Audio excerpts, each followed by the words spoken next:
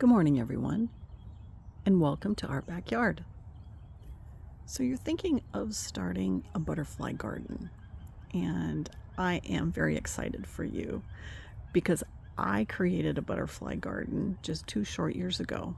And in fact, in the space that you see here was just grass. In fact, in my backyard, I'm going to pan my backyard here,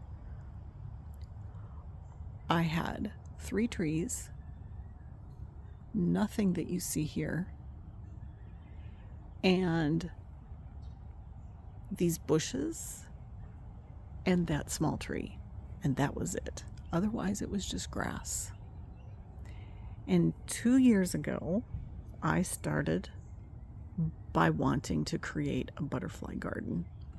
So today's video is talking about my recommendations to go from 2 short years of having basically just grass and a few trees to all kinds of birds and hummingbirds and butterflies in my garden.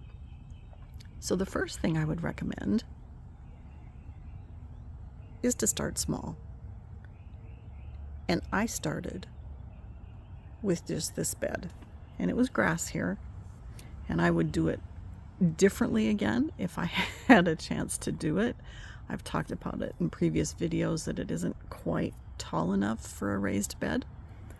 But that being aside, I would absolutely recommend to start small because it isn't so overwhelming then, because it can get pretty overwhelming pretty fast. So I just started out with 1 bed. The second recommendation I would give is to do a little bit of research. And it doesn't have to be extensive. What I did is I first Googled the butterflies that were very predominant in my area. I garden along the Gulf Coast, in Texas, in Zone 9A, and it's hot and humid. So the butterflies that are here are different than in other areas of the country. And what I did after that research is I actually purchased a very nice laminated reference. And this is butterflies of Southeast Texas, and the Upper Texas coast. And the nice thing about this pamphlet, it is laminated, but it gives pictures of the butterflies, it gives pictures of their caterpillars, and it also tells you the host plants. And I'm going to talk about that next. So after you pick your spot, start small, and do your research, now we're going to talk about a couple of things that really attract butterflies. And the 2 things are host plants and nectar plants.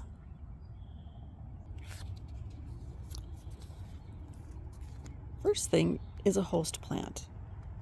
Host plants are plants that butterflies will lay their eggs on and the caterpillars will eat. And in my very first bed, I started out with milkweed.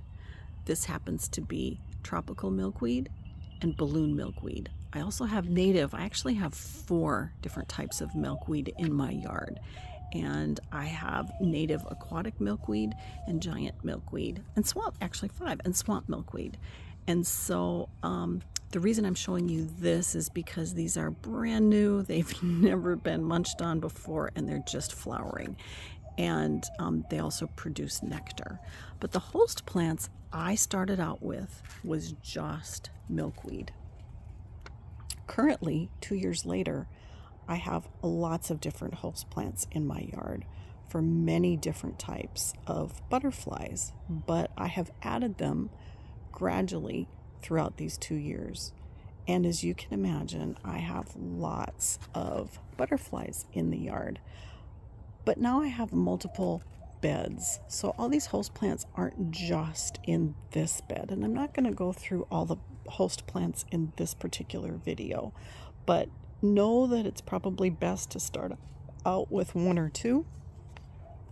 And then as you get going and as you love the butterflies and everything that is in your yard, you'll probably find yourself wanting to add more also.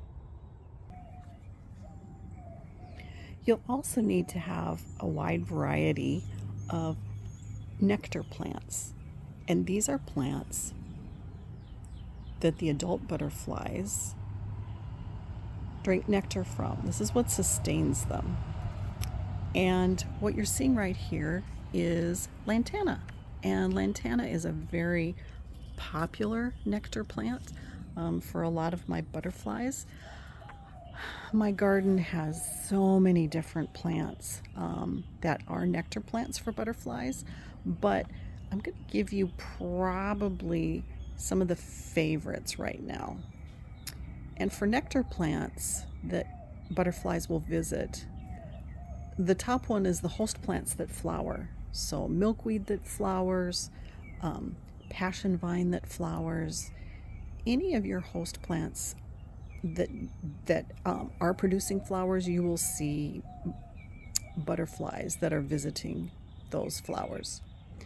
But other ones that are very popular are coneflower, many different types of salvias. I have another video where am actually going to pan up here. Lots of bees are here right now. I'm taping in the mornings, so butterflies aren't out yet. In fact, the early morning. You'll see the sun isn't really up and over yet either, and butterflies fly when it's nice and warm and sunny. But these are 2 salvia plants, actually 3, that larger butterflies absolutely love. But in my yard, probably the ones that are the most popular are the lantana, coneflower, the salvias, of course, all my butterfly bushes. Liatris and Greg's mist flower are new additions to me, but oh my goodness, are the butterflies all over them. And this wonderful plant here is a Liatris, and this one is a Greg's mist flower, and they are covered, in butterflies. Let's see if I can get that. Yep. Every single day.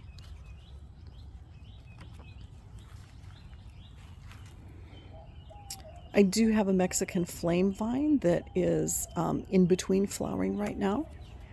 And then pentas. And I'm going to come over and show you pentas and then the butterfly bushes. Pentas are very popular. I'll have butterflies on pentas daily also. And of course, as its namesake, a butterfly bush, butterflies are on butterfly bushes too. And I have to say an honorable mention in the nectar plants in my yard are all the various porterweeds. Butterflies love porterweeds also. Butterflies do need water. And that is another part of what's needed. So water is certainly needed. But they can't just come up to a bird bath and drink water. And in a lot of videos, you will see recommendations of having a butterfly puddling station. And I did, and my butterflies never went to it. What they preferred is actually ground that you have wet, because they need to get their minerals from the soil, sandy soil or soils. So if you do have, if you're spraying and, watering, just put a little water or a little mud puddle would be good, because I've seen butterflies at little mud puddles as opposed to a specific watering station that I had set up for them. So water is an important piece, so don't forget that. Next, I would recommend looking in your yard and look at where your butterflies would fly and where the sun is, because butterflies do need the sun. It needs to be about 70 degrees before they'll start flying, and the sun is an important piece, and most of these flowers need to be in the sun. And so you will notice when you create your butterfly flower beds, and host plant beds, that butterflies fly in a certain pattern. And one of the things in my research that I found, and this just happened to be dumb luck with me, is they've noticed that butterflies will fly north to south. So if you actually have in your yard a north-south corridor, think about that when you're setting up your beds. I do, which was very fortunate. And so this is my north bed, and I'm going to pan the whole length of my yard slowly. And I have butterfly flowering plants, host plants, and nectar plants all throughout my yard. And then back in that corner, which is the south bed. So the butterflies will fly this whole expanse of my yard, which makes it super fun.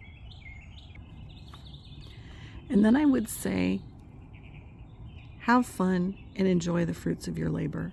You are going to notice butterflies in your yard, and you are going to enjoy seeing them travel from flower to flower, laying their eggs, watching the caterpillars grow and creating their chrysalises, and then emerging into adult butterflies.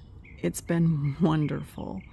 If you're thinking about it, of creating a butterfly garden, I highly encourage you to do it and start small and just enjoy. All right, thanks so much for joining me today, and I hope you have a great day.